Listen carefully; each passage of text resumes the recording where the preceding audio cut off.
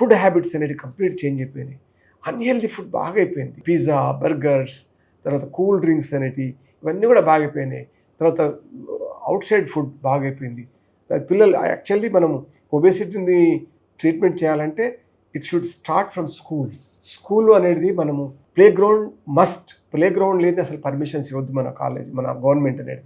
Play grounds ఉండాలి, వాళ్ళకు ఒక పీరియడ్ 2 పీరియడ్స్ తప్పకుండా ఫిజికల్ ఎక్సర్సైజ్ ఉండాలి. తర్వాత ఆ స్కూల్ చుట్టుపక్కల ఎక్కడ కూడా తినుబండారాలు అనేవి పెట్టకుండా ఉండాలి. ఫ్యామిలీ వాళ్ళ పేరెంట్స్ని బాగా ఎడ్యుకేట్ చేయాలి. హెల్తీ ఫుడ్ చాలా చాలా ఇంపార్టెంట్, ఒకటి చేసుకోవాలి.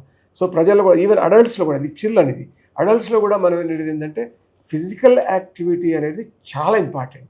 అదొకటి చేస్తుండాలన్నమాట. రెండవది అన్హెల్దీ ఫుడ్ అవాయిడ్ చేయాలి. బెస్ట్గా చెప్పాలంటే బెస్ట్ అడ్వైజ్ ఏంటంటే ఇంట్లో వండిన వంట మాత్రమే తినండి.